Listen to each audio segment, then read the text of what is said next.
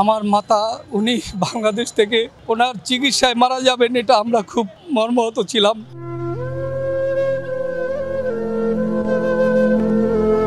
এটি একজন কর্মীর আর্তনাদ।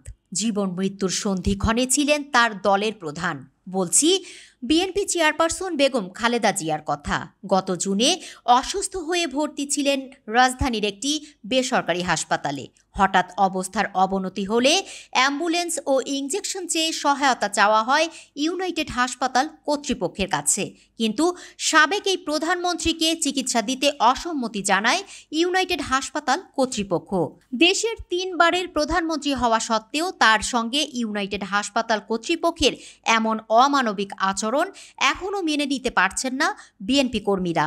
বেগম খালেদা জিয়াকে চিকিৎসার নামে যে নাটক করা হয়েছিল, এই অবৈধ শেখ হাসিনা সরকারের প্রেতাত্মারা এবং হাসপাতালমুখী যারা ছিলেন, ওনাকে হত্যার ষড়যন্ত্র করা হয়েছিল।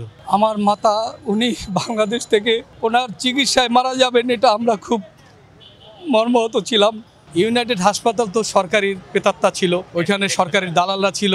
এই কারণে ওইখানের যে ডাক্তাররা ছিল, আওয়ামী ডাক্তাররা, তারা তো তার চিকিৎসা করাবেন না, অপরগতা জানাইয়েছেন। তখনকার লোক যারা হাসপাতালের দায়িত্বে ছিলেন তাদের আইনের আওতায় আনা উচিত। আমাদের দেশনেত্রী বেগম খালেদা জিয়াকে ইউনাইটেড হসপিটালে চিকিৎসা নিতে দেয় নাই। সেই ইউনাইটেড হসপিটাল এখনো তো আছে, সে কেন আমাদের নেত্রীকে চিকিৎসা দিতে ব্যর্থ হয়েছে?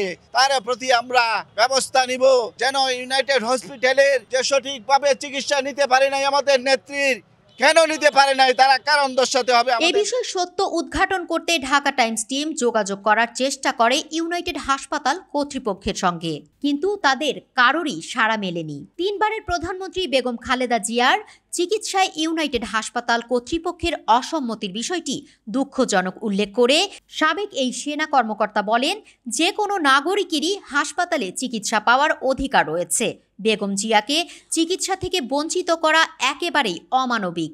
যে কোনো নাগরিকেরই যে কোনো হসপিটালে চিকিৎসা পাওয়ার অধিকার থাকে। ওনাকে যে চিকিৎসা থেকে যে বঞ্চিত করা হয়েছে, সেটা আমার মনে হয় রাজনৈতিক কারণে। এবং আমি যতদূর জানি, ওনার ইমার্জেন্সি প্রয়োজনে একটা অ্যাম্বুলেন্স চেয়েছিলেন বাসা থেকে হসপিটালে নেওয়ার জন্য। তখন বিভিন্ন ব্যুরোক্রেটিক কারণে ওনাকে অ্যাম্বুলেন্সটা সরবরাহ করা হয়, যে কারণে পরবর্তীতে আমাদের সাবেক প্রধানমন্ত্রী দেশনেত্রী বেগম খালেদা জিয়া, তিনি এরপর থেকে এভার কেয়ারে উনি চিকিৎসা নেওয়া শুরু করেন। উনি আর ইউনাইটেডে কোনো চিকিৎসা গ্রহণ করেন নাই। তো যে কাজটা করা হয়েছিল সেটা সম্পূর্ণই আমি মনে করি অমানবিক।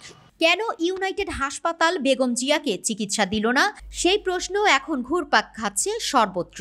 এই সেই ইউনাইটেড হাসপাতাল যার বিরুদ্ধে রয়েছে ভুল চিকিৎসায় রোগীর মৃত্যু, নারী রোগীকে হয়রানি, এমনকি সাবেক প্রধানমন্ত্রী বেগম খালেদা জিয়াকে চিকিৎসা দিতে অস্বীকৃতি জানানোর মতো অভিযোগ। এমন আরও তথ্য জানতে চোখ রাখুন ঢাকা টাইমসে। তুলনা আফরিন, ঢাকা টাইমস।